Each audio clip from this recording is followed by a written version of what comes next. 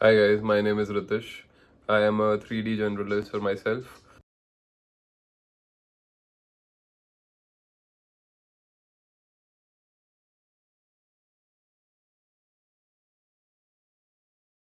and he is gonna explain, and you probably can get a lot of insights on how he built his business from the scratch in about 1.5 years. And I've really seen his journey myself, and I hope you guys get some knowledge from his experience. Yeah. All right, guys. Yeah. So I'm back again with another podcast, and today we have none other than with the founder of Moshn Studios. His name is Harsach Kakkar, and over to you, bro. Like, can you give us a little introduction about yourself and what do you do? I am Harsach, and yeah, we have a small CGI studio known as Motion Studios. We work with brands across the globe. I think our most famous work is creating viral reels for brands. That's where I feel like we have gained the most success, and that's where we shine. And yeah, that is the best way to describe us. Right. So he's not really naming much, but when he started out, he straight up worked with a pretty well-known brand. It's Blue Orange. So how did that happen? So basically, I feel like neither Blue Orange wanted me, nor did I know that Blue Orange needed me. Is the best Okay. way to put it. I started CGI without having any context of, I wanted to do CGI. Hmm. So I started CGI because I was looking for a CGI artist for my own organization. And at that time, I had no clue about CGI. All I Hmm. knew is how to tell stories, how to translate an idea and convert that into a video. Since I've been creating content for since I was in seventh grade, I used to make like technology video, unboxing videos. Then later during COVID, I got inspired and I was in this wave of, creating healthy eating content.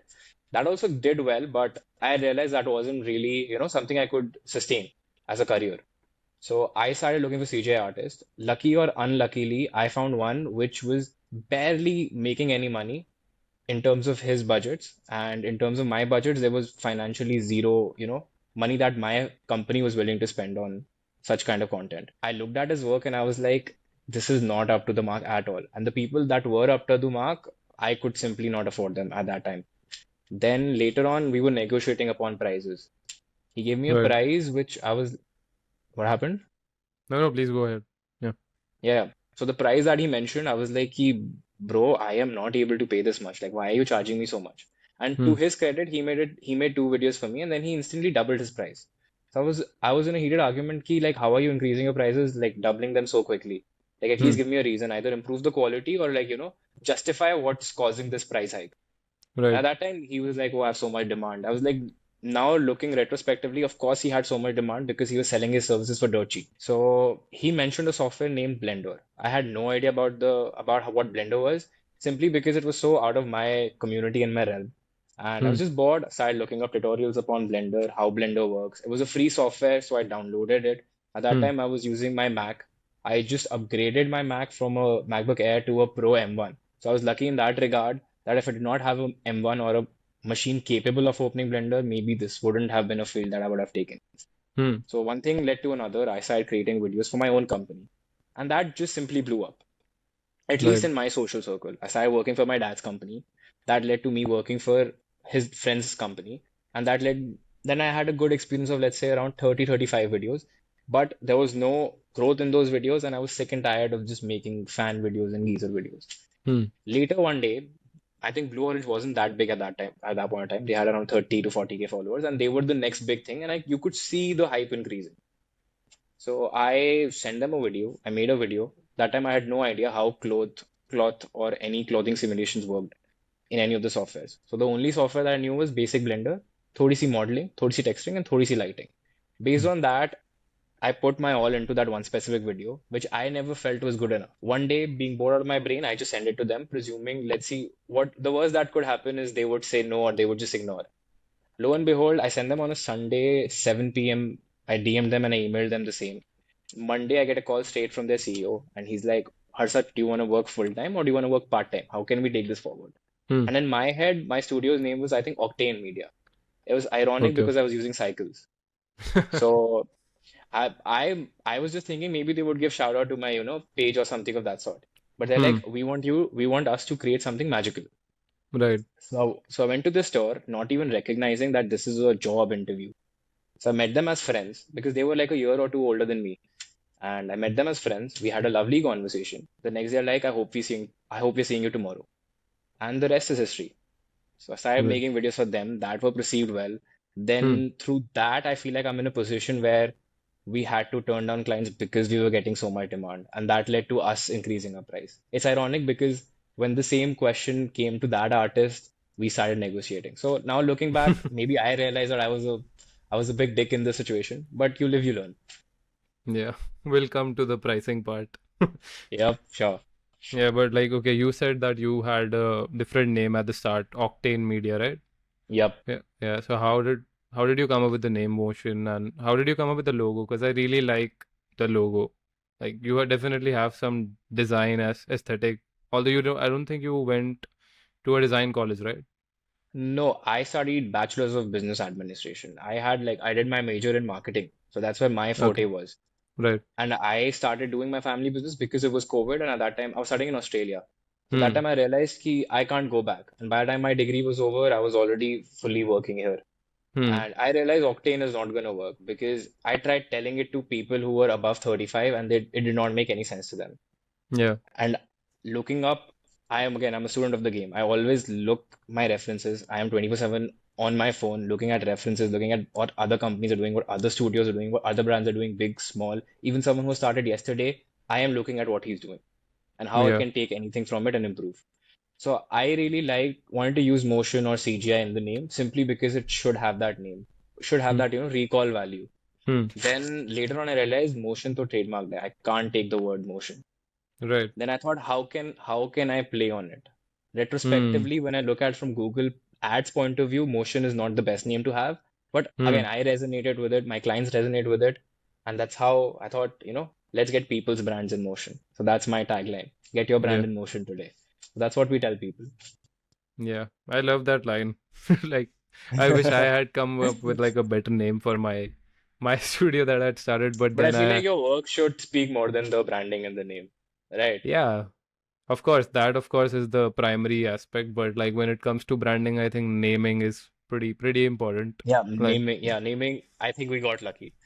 yeah, I screwed up on that one big time. So I just closed my studio page now. I just run everything on one page, which But then you're lucky, right? Like you have that your brand identity as yourself. अभी तो बनेगा bro. Like let's see how where we are at. But like I asked Arush as well on the last podcast I Hmm. did that he also runs it individually. He does not keep it separate like you do. Like you have a Hmm. separate account for yourself and then one account for Motion Studios. So that Hmm. is definitely like a fight in my head for sure that should I separate my work with the page and or should I just keep it how it is, like post everything at one. So what's your take on it? I always knew before I had any of my wonderful people working with me, I always knew motion has to be bigger than just me. Right. So even when I was working alone, the emails were always thank you from Team Motion. Hmm. So my goal is always has been to not just be a sole artist, just be a worker of the group rather than being the main face or main head by himself. That has Hmm. always been the goal. And again, I mentioned I look up at what other studios are doing. When you hear already been chewed, you don't think about their CEO. You think about the brand already been chewed, Yeah. right? That's one of the studios I look up to. Same with Studio Dendril or same with let's say Cactus Digital. I just want to be But part of the machine, maybe the head, but not the brand itself. yeah, I'm not sure how, like, I'm sure it must help with the client's perspective that you have a certain, separation there. But how do you, oh, your video just went. Yeah, that's fine. Okay. Yep. So, like, I understand from the client's perspective, it makes sense. But Hmm. what makes already been chewed, just say, like, you took the name. Like, Hmm. when I think about it, I straight up think about Barton Dahmer. Like, straight up, I am Yeah, thinking but about him. yeah, but you're thinking about him because he's positioned himself to be where he's at, right? Yeah. When you look at Future Deluxe, you think about their CEO. No, I don't even know the name. Exactly, that's the point, right? They're Hmm. anonymous. Plus, I've also worked with brands like Blue Orange. Like now, I'm at a point where I'm very closely connected with these people, and I saw these guys never put themselves forward, even though they were good-looking individuals. They never were a part of the shoots. They always wanted their brand to be bigger than them, which Yeah. I feel like I really resonate with a lot is because I don't want me to be the sole, person in motion. So tomorrow, if God forbid something happens, Motion should still be its own identity, Right. and me being just a big part of it. Right now, I'm not conflicted. I feel like I want to build up my own identity as well and put my name across, but then that has to come from the backing of Motion, Motion. not the Yeah. other way. Hmm. Makes sense. All right. So, well, a lot of times I get this question a lot. I'm sure you as well. Like, how do you get your first client? And like I remember when we spoke for the first time, you had a pretty unique client acquisition strategy in a way. Yeah, Like, yeah, could yeah. you like describe how did you get them? Like, what was your pitch? I think what's important is for people to realize the value that you bring to the client. Like the client needs you more than you need them at the end of the day. If your work Hmm. is good, you need Hmm. to make the client realize that if you're not working with me, it's your loss. It's not mine. Right. Hmm. I have a plethora of brands working with me, and I have studies or things to say this, back Hmm. my claims up. You guys need me more than I need you. You can work Hmm. with others, but then your brand is still not in motion. There was this ad, right? If you don't have an iPhone, you don't have an iPhone. Yeah. And I feel like starting my agency, my biggest fear was what if I impart all my knowledge to my employees, right? Hmm. Now I've realized that there is no other motion or there is no one who will have my taste. People will have better taste or worse taste, but no one will have my specific taste, right? So that is also very empowering and that allows me to, impart as much knowledge as I can towards people. I'll have 3 a.m. I'll be randomly talking to either clients or, people just go live, talk to them, speak to them, and we'll have the most meaningful and, good conversation. It won't be commercially viable at all for me or for them. Hmm. But is that connection and that trust is built there, which will eventually trickle down one way or the other. Right. But it doesn't start there, right? Like as a beginner, what would, like, let's say someone already knows these softwares and he's Hmm. just, of course, everyone kind of starts as an aspiring solo person Yep. and then things turn where they go. Hmm. So, but like now all these freelancing platforms are pretty saturated. I know for a fact that when I started, it was not. Hmm. Uh, so in today's scenario, what would be the case? How does a person really, like, does he just keep on bringing spec work onto his portfolio and hope that someone one day will approach me? Is that the approach? What I would say is like, again, your work you should target the people that you want to work with, right? That's when you will have the best work. If I want to work in with a shoe brand, I would want to create shoe videos and shoe reels, right? If I have a little bit of capital, I would start running ads on Instagram just to Right. increase that visibility that I exist, Hmm. right? And then if your work is good, there is no chance people won't approach you, right? Right. And if your work is not good, maybe you need to be a little more introspective, either work under someone, gain some experience, or maybe put more time into the content that you're producing.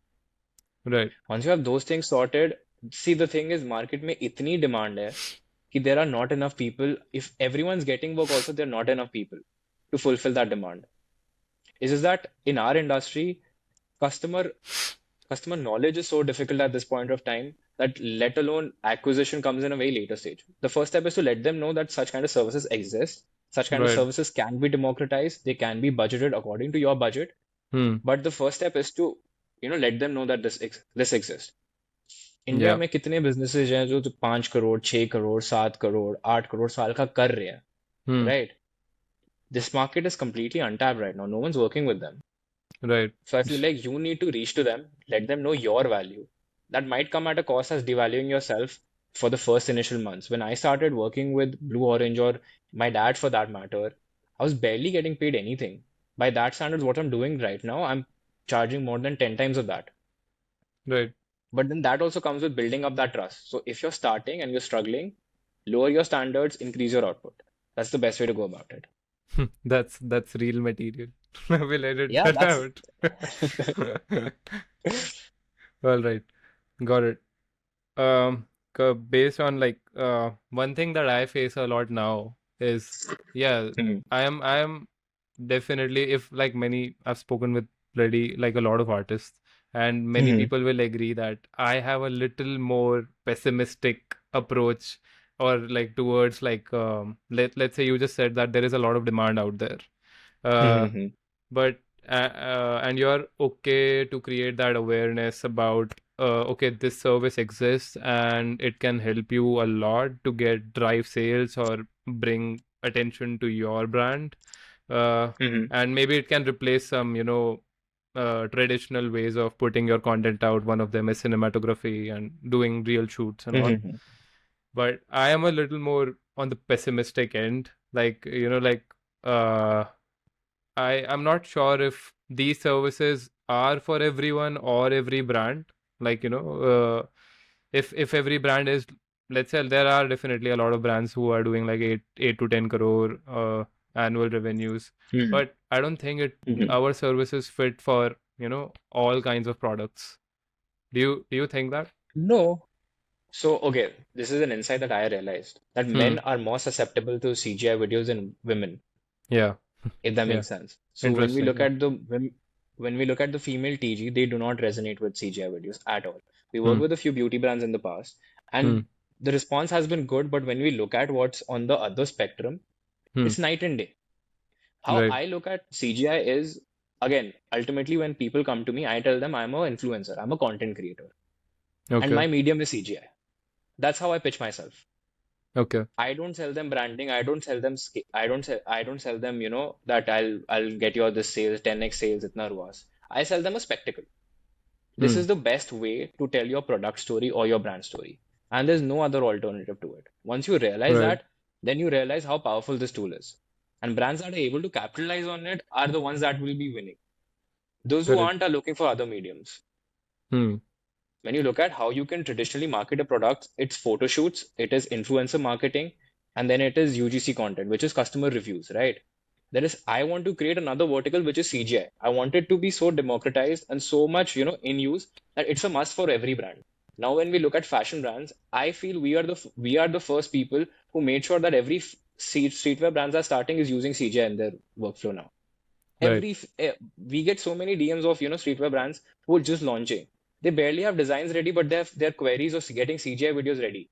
They have Yeah. ideas of how I want this to come in, this to come in. So Yeah. I I've feel seen like that. that Hmm. is what's required for other studios as other avenues as well. You worked with brands such as Boat in the past, right?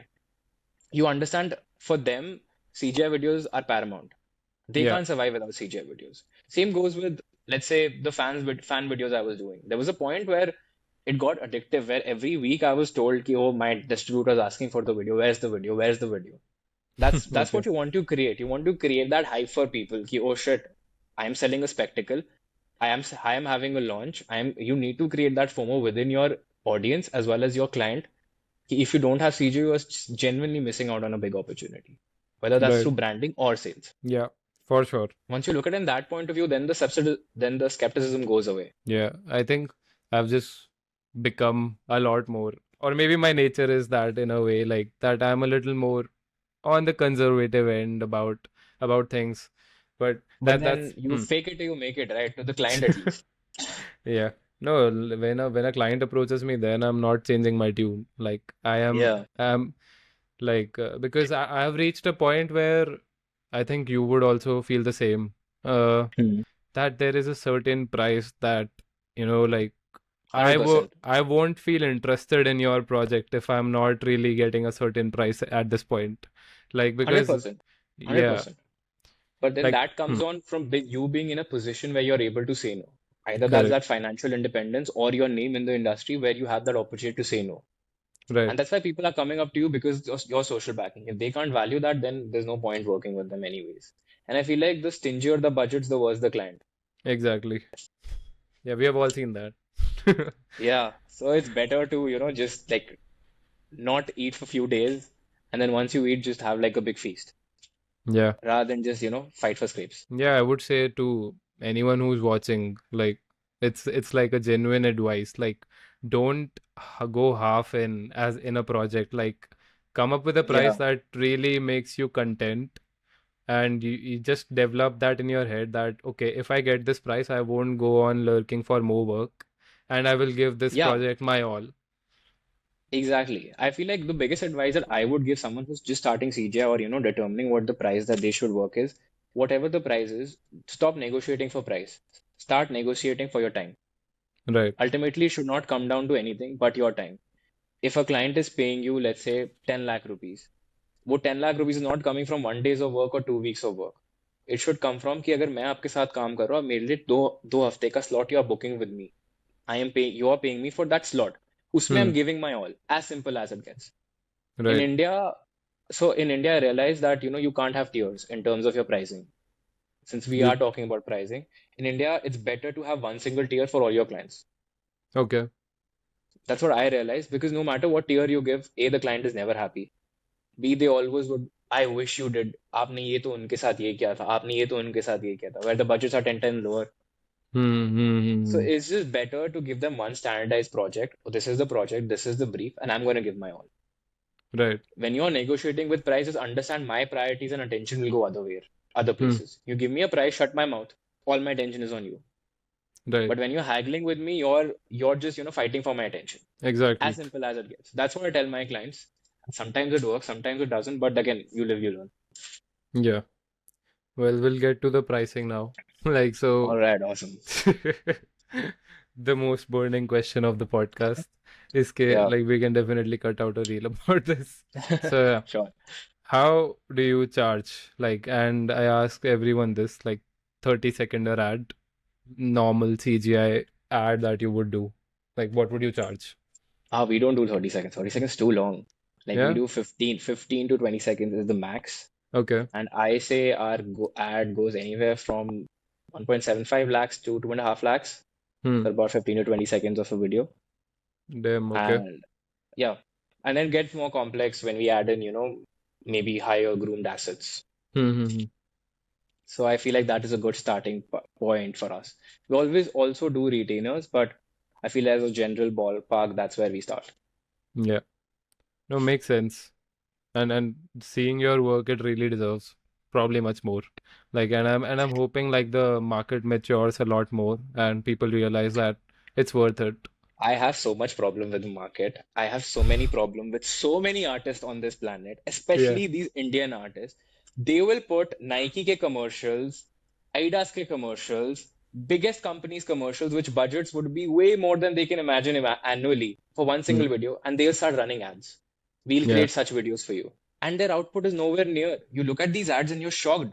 And then you contemplate, maybe I am doing something wrong.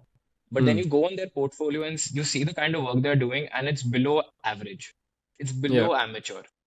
Hmm. That's when you're like, how do you manage clients? Like the client expectation and the client output is so vast. I don't understand how do you meet these guys in middle. Right. It's a constant fight. I don't understand how you can do that because knowing what we are advertising is our current work, and still we are fighting with clients because they and us both want something very different and always trying to push the envelope, Hmm. right? How are these studios able to manage is beyond me. And it honestly just ruins the market because someone who's doing good work and getting paid for whatever he's doing and he thinks that or she thinks is worth, they are getting paid way below than what they are supposed to. Right. That's what sucks. Yeah, I want to drive, like, we have spoken many times over the phone about this. Like, how do we drive this change? I feel like such kind of videos just get more customer knowledge in. As I mentioned, like know your worth. Know your worth. You're driving so much sales to these businesses. Understand the value that you're bringing for these businesses. You Right. need to have that piece of the pie. You need to have that piece of pie because Hmm. you're constantly delivering them, the ingredients for it. How about we put it in perspective? Do you have any idea, like, how much would, like, let's say a client is paying like 2 lakhs for like a 15 Hmm. seconder. How much Hmm. value can they drive from a 2 lakh ad? I you can't really say how much the value they can derive. The value can also be compounded, right? You make 3 videos with me or with you for any CGI videos with them. Over time, when you start running your ads stand out from the rest, right? They look Yeah. better than anyone else in the market, Yeah. right? You're getting compounded value from that aspect, right? I think I did a thumbs up. Yeah. You're getting compounded value from that aspect. Second of all, your brand looks more pristine, more modern, more futuristic, right? It looks up to date with the rest of the brand. This perceived value, companies spend 50 lakhs on these running Yeah. advertisements and stuff. Third of all, I think influencer marketing is slowly dying in terms of how oversaturated it has gotten, how overpriced it has gotten. And when you talk to these brands, the ROAS is a gamble. Hmm. Yeah. So instead of investing so much, invest in your brand story. Convey that. Also, we don't work with brands that are just starting out simply because we understand the entry ticket that we are charging is much higher. Right. Content creation is one aspect, but then content distribution is another aspect, which either hire someone who knows more than you or crack it down by yourself in-house. Right. Those two things have to go in hand parallelly. Otherwise, there's no point getting a video done. That's why even when the client has a good budget, I tell them ki there's no point doing this because this won't get you any results. And in turn, my name would get ruined. And in turn, you would not be satisfied with the money you're putting in. Right. I was just on a call with a client and he said, I want 5 videos. And he was pitching me all the launches that he's doing. I told him, let's do only 3. Simply because I know the rest two won't perform. And there's no Hmm. point because I want that, I always want them wanting more instead of, them being, full with whatever I've provided. Yeah. So that's Eh, how my business philosophy is not to have that ek do project right now. Maybe, have that compounded result ki mujhe pata hai ki at the end of the year, this guy would want 12 more videos from me. right. Simply because if he did three of them performed. Correct. Correct. Again, coming back to like, the just basically value, you are providing value. You don't really think about what can you get from them, and you really try to help them out. Yeah, That's where it comes from. absolutely. Yeah. Makes sense. Ultimately, it's a very symbiotic relationship, right? If they do not like the video does not perform, then they won't come back to you. And then that's like a lost client. Plus, Exactly. I think you can vouch for it. When you're working with a client, you genuinely build up a relationship with them, especially in the CGI space, because you're constantly trying to pick their brain, understanding what they are into, what they want to take the brand at, right? So you build that bond with them also to a point where you understand how it's going. At least you're having that once a week conversation. I don't know about your lead times, but we take 2 to 3 weeks. So we are having at least 6 meetings with them. Hmm. Hmm. Hmm. And I feel like it's better to over communicate than under communicate. Then Right. that leads to less changes on our end, which is again a big mishap on my end because I never accounted for the feedback loop, Hmm. Hmm. Hmm, hmm. which caused us a lot of setbacks. Yeah, yeah, I would definitely agree that it's a pretty like putting aside some like let's say very big brands, but most of the clients that I've worked with as well, they get pretty personal. Like they get one-on-one, and they discuss your life Hmm. as well with them. So Exactly. yeah, so that's for sure. Even I remember when I worked with HP, there was a guy. I think he quit the job now. That's how that happens with me a lot. Like whoever Mhm. like I worked with, they end up quitting the job, and then the projects are gone after a while. Yeah, that is so important. I feel like that's so underrated to have like a good relationship with the coordinator or the, management head, Yeah. because then you never know how where they would end up to bring you opportunities. Hmm. But anyways, like that has happened to me quite a few times now. Uh, Hmm. but but I remember he used to ask me, okay, what are you doing? I was still in college at the time, and he was completely fine with it. Like at the end, we were like, yeah, can you write us both? We'll exchange a LinkedIn. What do you say? Like a review on LinkedIn. What is it Yeah, called? testimonial, Yeah, testimonial. testimonials. Yeah. So pretty interesting there. But uh, there's one business aspect to this, and Hmm. there is also a lot of artistry to all of this. I How? feel like I want to make a series that just says businessman versus artist because it's such a battle to figure out. And Yeah. that is something that we are also constantly working towards. Hmm. And I feel like now lately I've started attending some business seminars or just understanding the business of it because I realize it's just not me. I have people's livelihoods dependent on me. So I have to get people who know more than me to, help me out here, or people that are much more successful than me to help me out how to, go about it. So I feel like that is something that we're slowly incorporating, like a standard business plan, getting NDAs from clients, getting signing up NDAs, making sure our finances are sorted. Biggest problem that I currently face is telling the clients or reminding the clients to pay up their dues. I feel like that is something that is very recurring. It is very easy for the client to tell us to start a project, but it's very difficult when it comes to us for recouping that money. I have seen that with the biggest companies possible in terms of the payment cycle, how dodgy and shady things can get. Yeah. So it's important to, just make sure that, you're on top of your stuff and keep yourself protected. So Yeah. slowly we're getting into that. But yeah, I feel like starting a company it's a big step. And I feel like working under someone, you can learn a lot, but like no one will teach you business until, you are You start into yourself. business. Yeah. Yeah. What's it called? Like you don't understand you can't learn how to swim unless you're drowning or something, Yeah. if that Yeah. makes sense. Yeah. My swimming coach had literally thrown me, like, Yeah. and Now and look at I you. yeah. Yeah, all right. Cool. I've not asked this question to any other guest, but I really want to start with this. Like coming to like personal Yeah. finance, I know like Yeah. the pricing and everything. Have you like started Hmm. investing your money, and where do you invest, if at all? I think SIPs, I only invest in SIPs. So I take a Okay. salary and then I just invest some of the money in SIPs and the rest I need to keep. I don't think my company has been in a position where we have that sum of money that we can invest in something else, like real estate or anything else of that matter. But whatever little I can save from Hmm. my personal salary from the company, I try to put it in SIPs. That's where I think like is the safest way to go about it. And what would be like the percentage, if you can give us like a breakdown? Let's say you're From my this, personal salary, yeah, whatever you're making, like the company's profits, like let's say after deducting all the salaries that you're paying or the overheads, what would be the percentage that goes towards the SIPs, and what and these SIPs are going where, if you can shed some light there.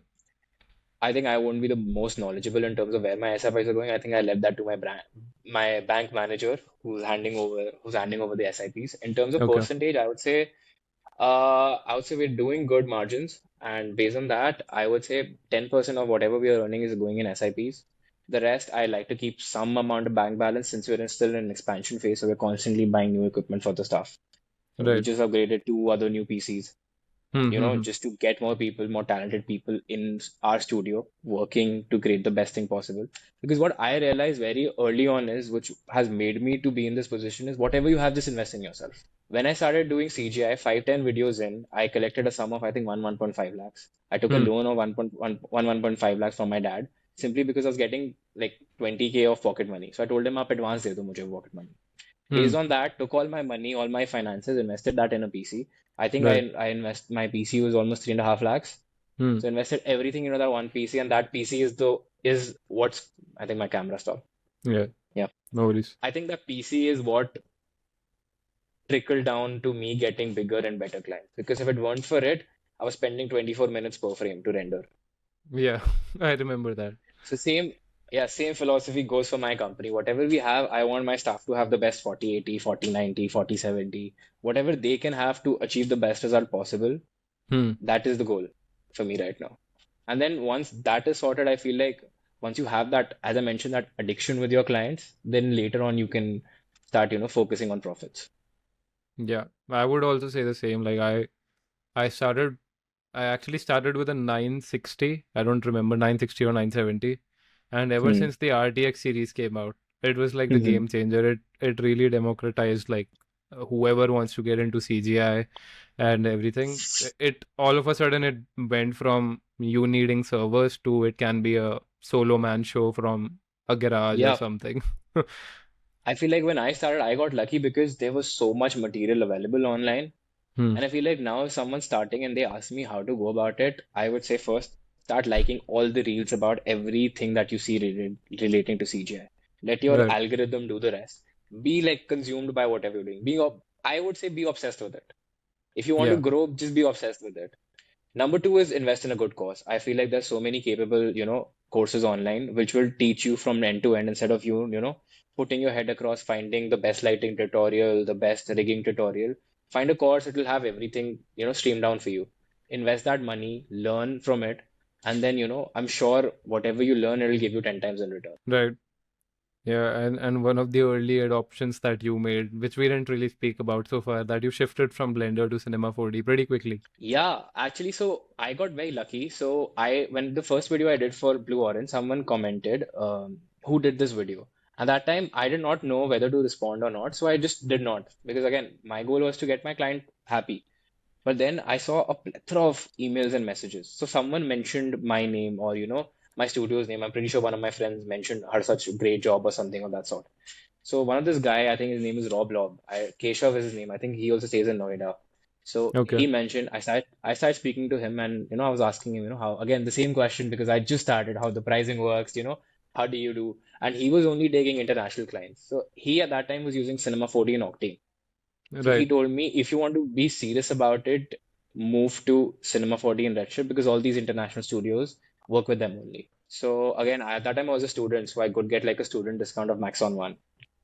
So Redshift was built in. And I started watching tutorials.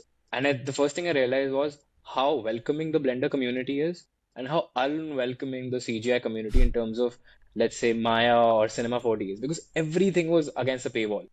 Yeah. Everything had a code, everything had a Patreon, everything had, some course or any wall to buy, any asset you wanted to purchase, it was $39, $40, $60, $70. And Hmm. that's a big sum of money for someone who's just starting out, Yeah, especially towards something which I don't even know if I wanted to continue or not.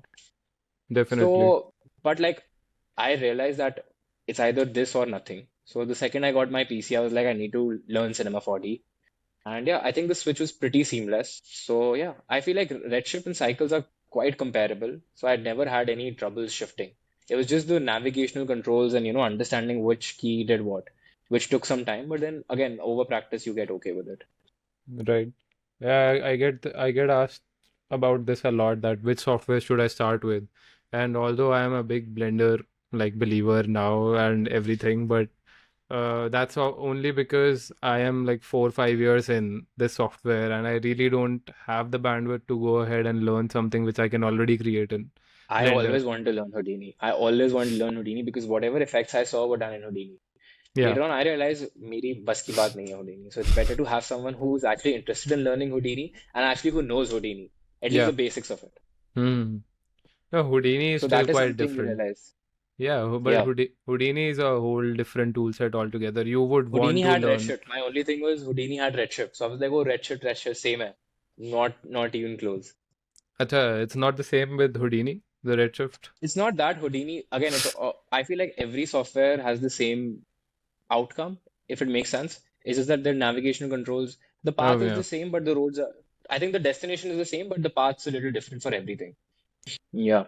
yeah, we're back. Yep. So as I was saying, I feel like all the tools have the same output.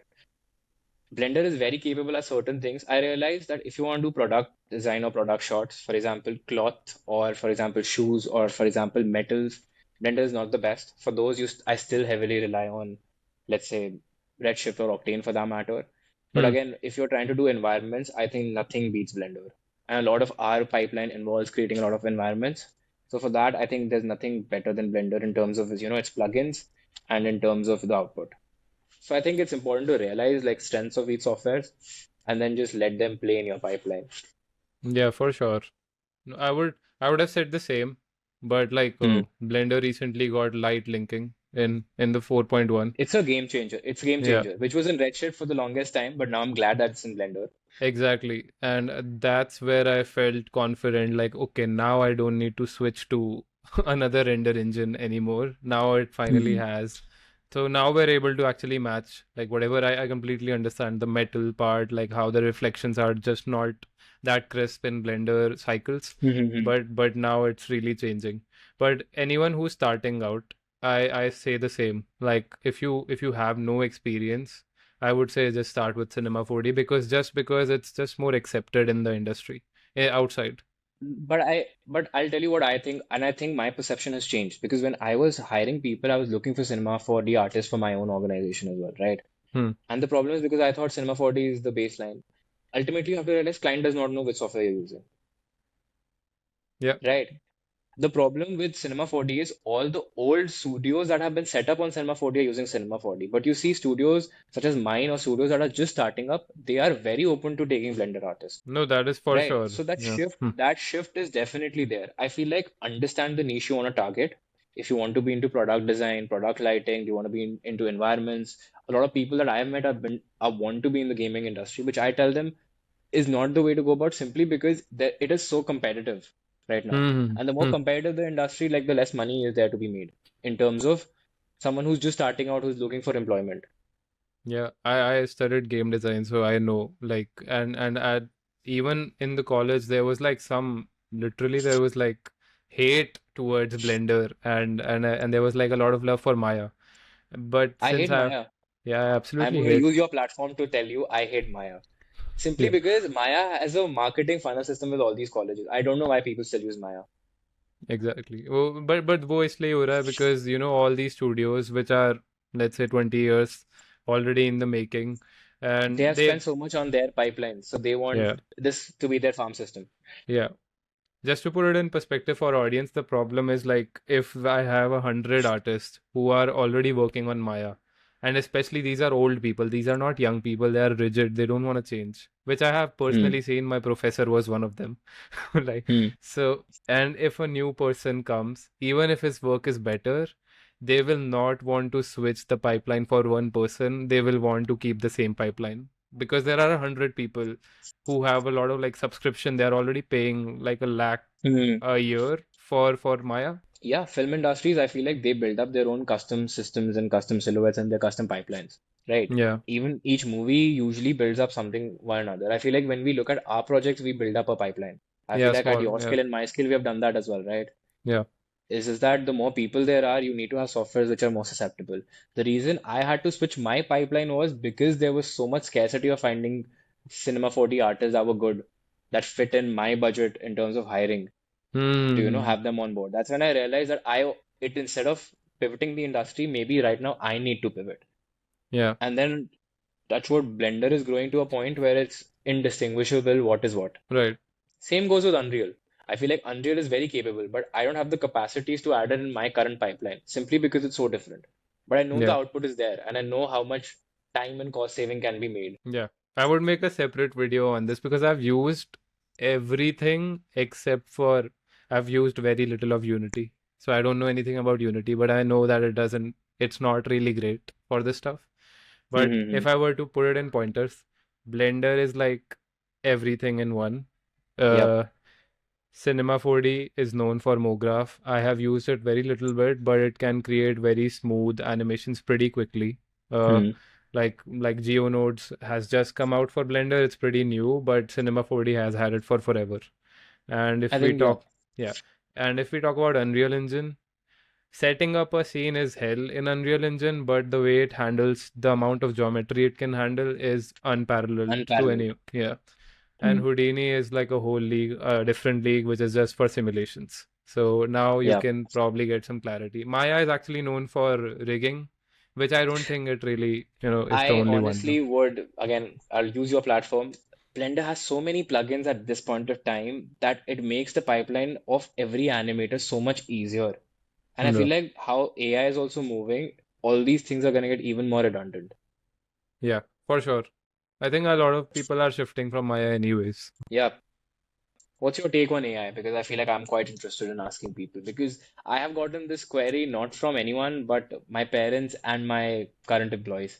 So I want to ask your opinion on how you see AI forming, or, Hmm. taking shape, or at least in your workflow, or how are you threatened by it taking away your job or anything of that sort? Or what's your take on it? I'd say like I am pretty conservative and I don't have like the most optimistic approach that I'm putting out.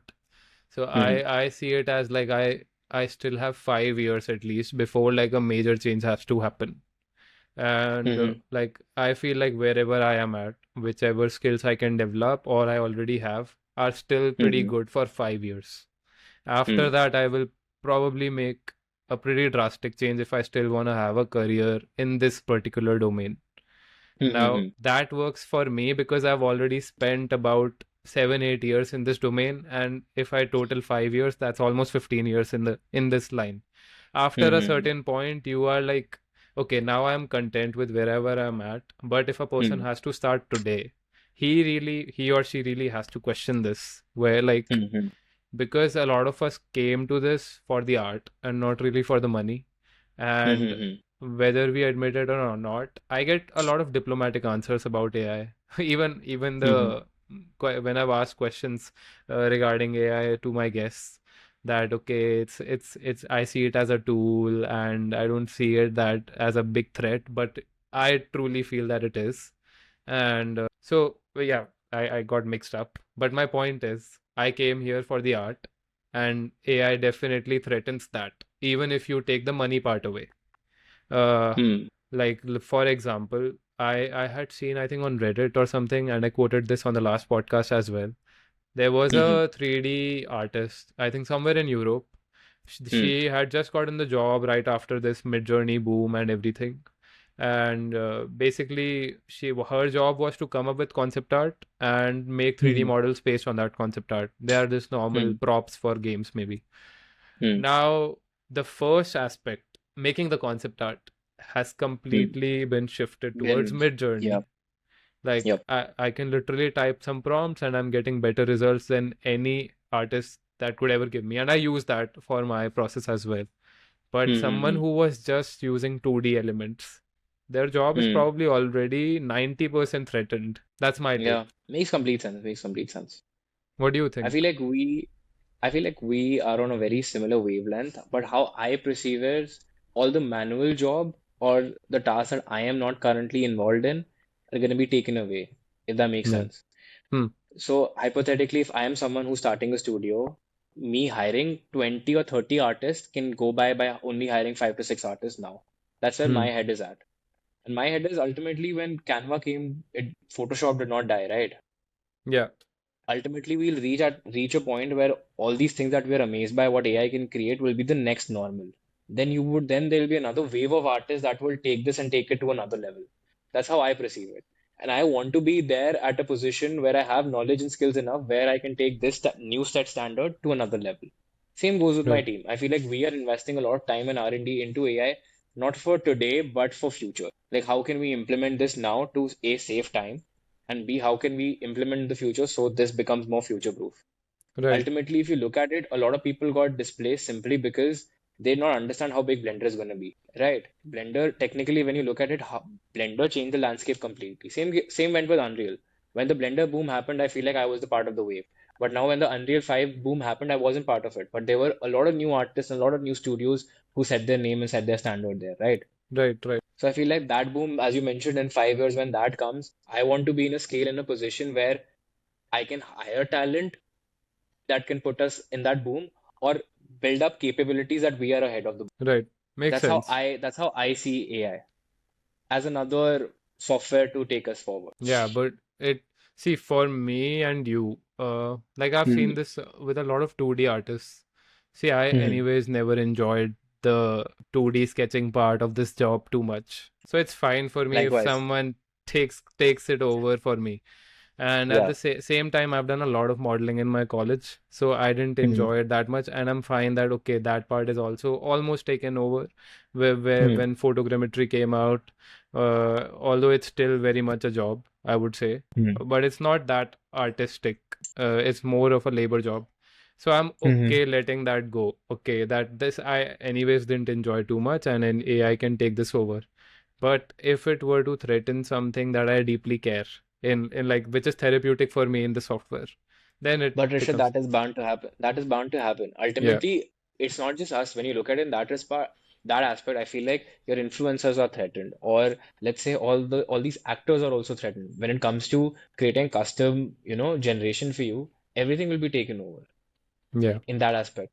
But you would still need people to, actually, I would say, orchestrate it if in certain senses, if that makes sense. Mm-hmm.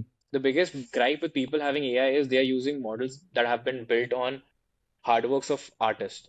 AI is mostly remixing. It is not it's not Yeah, creating yeah, yeah. anything new. You Mm-hmm. would still need someone to curate those remixes. And I feel Right. like as long as you have that touch within, you have the understanding of how to present it well, there is still a major scope of artistic expression into play. Yeah. Maybe not as meaningful as what you're doing now, but then that could also be the argument for someone who's a painter and then camera also came along, or maybe, iPad came along or Apple Pencil came along. You can't feel that brush. It's not as therapeutic. Crayons, it's not the same as shading. Yeah. So that's how I perceive it. Maybe I am less pessimistic. I wouldn't say I'm very optimistic, but I would say I'm less pessimistic on this take. Like I see the brighter side of it as well, while acknowledging how threatening it can be. Yeah. No, I'm never worried about the numbers. I think the industry will very much stay intact, and I think the numbers will just grow money wise or The demand wise. number is only going to grow. Yeah, but I'm mostly threatened by the like people who do it for like as a therapy and they just love to create this stuff, that's about it. So I would say Hmm. for me it's like 5 years. I am still good. Hmm. Well, I think that's about it.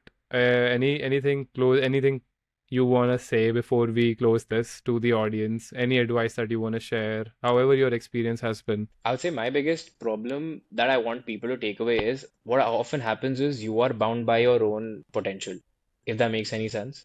Like I don't do a lot of things. At least I had a big time getting over that is always feeling that my work is not good enough. Hmm. And the only way to find out is to post as much as possible. The only way to improve is not to just be better at it, but to just post constantly or do things constantly that over time you build that habit and then slowly you start improving. I think Right. that's the only takeaway that I would tell people. And then to end it, I would say just get your brand in motion. Yeah. Definitely hit them up. They create some crazy Yep, work. my I will website def is live. Yeah. Yeah. Yeah, we'll plug this in. What's the website? Yep. It's motionstudios.com. We just launched. This website has been in the works for the past 8 months simply because, as I mentioned, I was just unhappy with whatever it was. I am mildly happy with the output now. So check it out. And yeah, All right, man. awesome. Yeah, Awesome. it was great having All you. right. Awesome. All right. Likewise, it was an honor being here.